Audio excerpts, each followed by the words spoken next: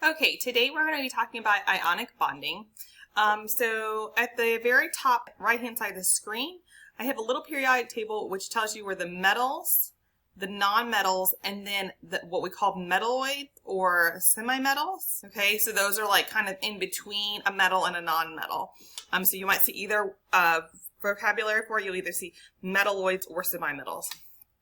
Okay, so ionic bonding is when a metal and a non-metal form a bond. And this is going to result in a transfer of electrons. Okay. For example, we have sodium. So if we look up in our little periodic table here, sodium is right here. So sodium is a metal. And chlorine is way over here on the right-hand side. So chlorine is a non-metal. So that means that we are going to have an ionic bond because it's a metal and a non-metal. Okay. So if we were to draw the Lewis dot structures for sodium, sodium has one valence electron because it's in the first group, so I put one dot around it. And chlorine is in the group 7A, so I'm going to put 7 valence electrons. If you don't remember how that goes, it goes 1, 2, and then we skip the middle. We have 3, 4, 5, 6, 7, and 8. Okay, that's the number of valence electrons. So I'm going to go ahead and put 7 around, and remember to go in kind of around your box and then pair them again. So we have to follow the bus rule. Okay, so the electron is transferred, so that means that the sodium loses its electron and donates the electron to chlorine. Okay, so that's going to leave my sodium with a positive charge because sodium lost its electron, and then it's going to leave my chlorine with a nice full shell. 1, 2, 3, 4, 5, 6, 7, and I'm going to highlight my sodium electron in purple so you know that that's the one that was transferred. So there you go, and it's going to have a minus charge because it gained an electron. This makes sodium really nice and stable because sodium now has 0 valence electrons, and we know that either 0 or 8 valence electrons makes it stable. And then chlorine has 8, so this is a nice configuration. So ionic bonding rules, only opposites attract. Okay, for instance, you're never going to have two positive charges coming together, or never two negatives. So metals it says metals are never attracted to other metals. This is because metals tend to have a positive charge, okay, and two things that are positively charged are not going to be attracted to one another, right? And you're never going to have two positively charged things attracted. So it says circle the pairs that could bond and cross out the pairs that cannot bond. So sodium and chloride. So for my first example, I have Na, which is here, and chloride, which is over here.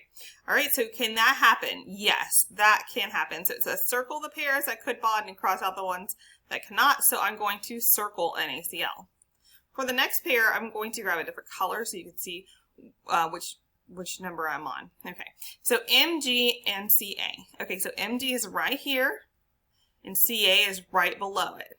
Will this ever happen? Well, it's two metals. There's two things that are going to have a positive charge. Okay, and therefore that cannot happen. Okay, Ca and Na. Okay, so I have Ca, which is here, and Na. Again, those are both metals, right? And you can't have two metals together because they both have positive charges, and so we're going to cross it out. Last but not least, I have K and Rb. So K is right here, and Rb is right below it. Again, these are two metals. You're never going to have two metals together because they both tend to have a positive charge. They're never going to be attracted to each other. Okay. There is something called metallic bonding that we could talk about, but we're not talking about this right now. We're talking about ionic bonding. And so for ionic bonding, this is never going to happen. Okay, justify why you crossed out the pairs you did. So because you can't have two metals together, right? You must have a metal and a non-metal. Generally, metals generally blank their electrons. They generally lose their electrons because if they're losing their electrons, they get a more positive charge. So they're usually giving those electrons away. So if metals are losing their electrons, what is going to accept the electrons that the metal is donated? And that's going to be a non-metal. So you have metals, positive charge, generally, because they're going to lose their electrons. Nonmetals are going to accept those electrons. So what charge do you think that the nonmetals are going to have? If they're accepting those electrons, then they're getting more electrons. Electrons are negatively charged, so that means that nonmetals generally have a negative charge in ionic bonding. Ionic Lewis dot structures, okay? And electronegativity is a measure of how strongly an atom pulls electrons towards itself or attracts electrons. Nonmetals are more electronegative, so they pull greater on the electrons. The more electronegative, the greater the pull. The more electronegative, the greater the pull. For this reason, metals donate their electrons to the nonmetals. All right, so rules for drawing ionic Lewis dot structures. Metals donate their electrons, and so when you donate electrons, that means you're getting rid of those electrons. So once they get rid of the electrons, that means it's going to have a positive charge, and we have a special name for this. It's called a cation. We know that ion is anything with a charge, or any atom with a charge, okay? But if it's positively charged, okay, it's got this T in it, so it's easy to remember. If it's positively charged, it's a cation, okay? A cation is a positively charged ion. Remember that's that T. All right, nonmetals. So nonmetals are going to accept the electrons that are donated by the metal. And once the nonmetal has what kind of charge? It's accepting the electron. So what kind of charge is that going to give it? It's going to give it a negative charge. It is called an anion, okay? So we have this an anion, you can think of negative. For the N and anion. Now I know that the cation also has an N in it, but it just works. All right, so an anion is a negatively charged ion. All right, so you can use as many of the metals and the nonmetals as you want, okay? But we will have a stopping point once the electrons transferred and accepted. Once those atoms have 0 and 8 electrons, that's what our stopping goal is. So arrows are drawn to show electron movement, and there will be charges on both the metal and the nonmetal for the final product, okay, because we want things to have either 0 or 8, and product means anything on the right hand side of the arrow. And then you're going to want to show a bracket around your anion. All right, so let's try this. So it says examples of ionic bonding in Lewis dot structure. So most atoms want to go to 0 or 8 electrons to obtain a full shell. List 2 exceptions. So those exceptions are going to be hydrogen and helium. And how many can they hold? And they can only hold 2 electrons. And the reason why is because they only have an S shell. They don't have, there's no such thing as a 1p shell, so they cannot hold 8.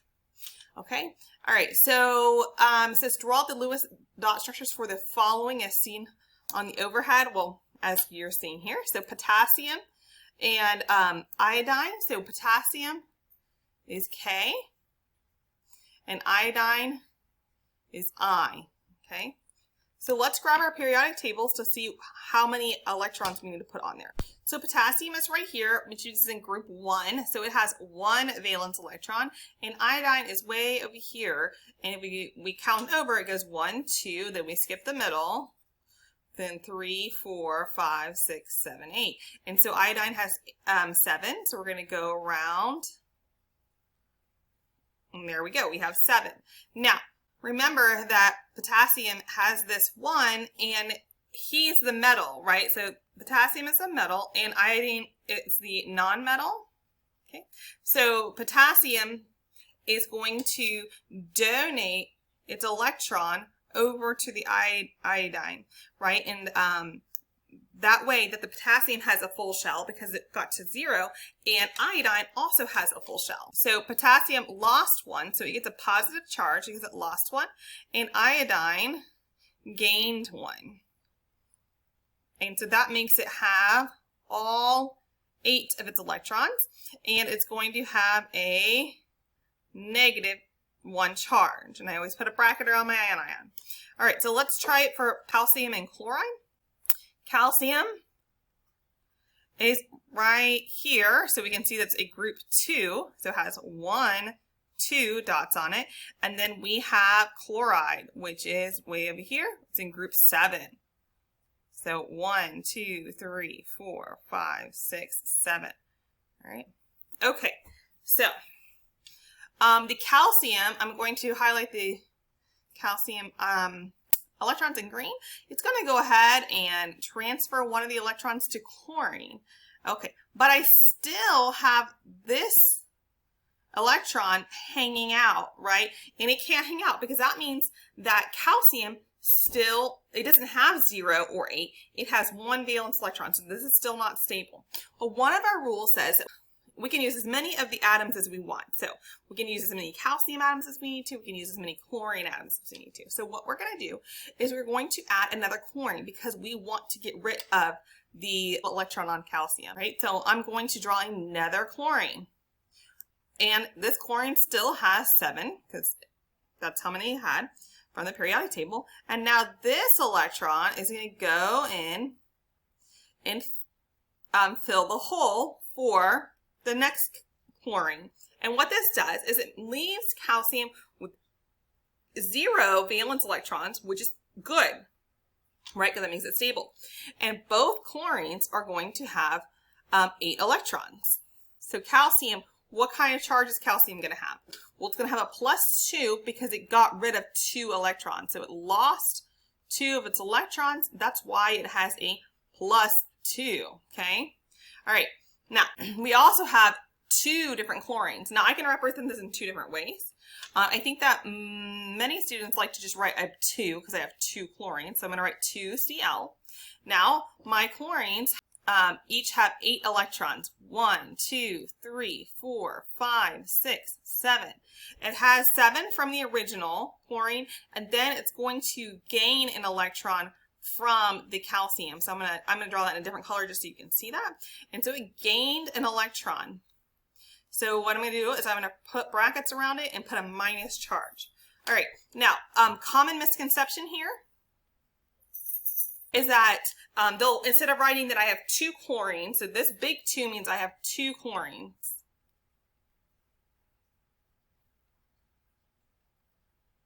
Okay, and so what people will try and do instead is to write Cl, and then they'll put their dots around it. Okay, I have my 8 dots, and they'll write a -2. Okay, no, this is not right because chlorine did not gain 2 electrons. Each chlorine gained 1. Okay, so I have 2 chlorines, each gained 1 electron, okay? And so how we're going to do that is that we're going to say there's a big 2 representing the 2 different molecules. And then we're going to have a -1 on each of the chlorines. Now, another way you could write this is actually correct, would be to put Ca +2 plus, you could draw out your chlorines individually.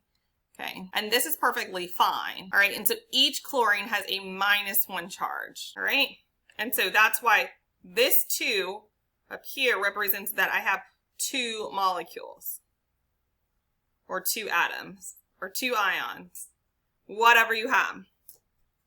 Okay, and in each of them has a -1 charge. Okay, so again, they don't like come together and make this -2 charge.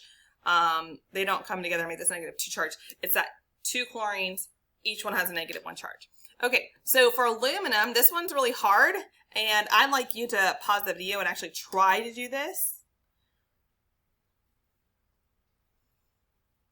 Okay, well, here is the answer. So we have aluminum, all right, and aluminum has 3 valence electrons because it's in group 3A.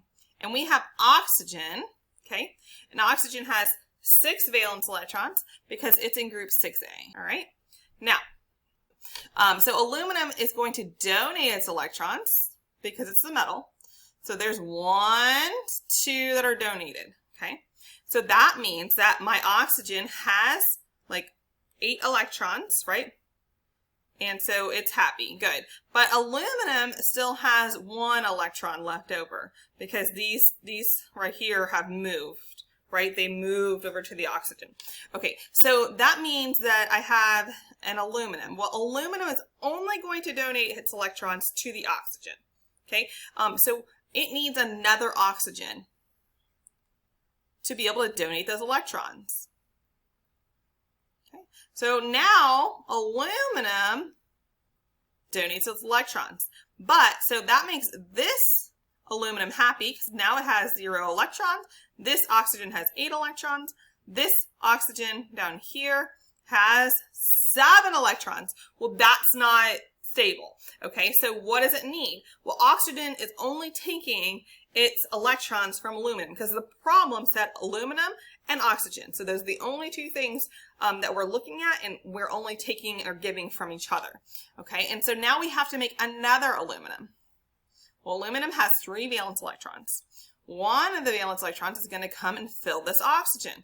That makes my second oxygen happy and stable. Okay, so we're good.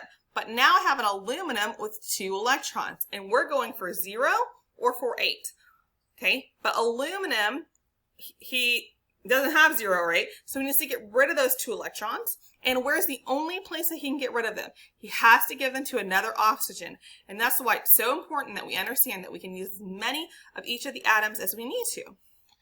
Okay, so I'm going to draw an oxygen with my 6 valence electrons as it showed from the periodic table. And now my electrons are going to fill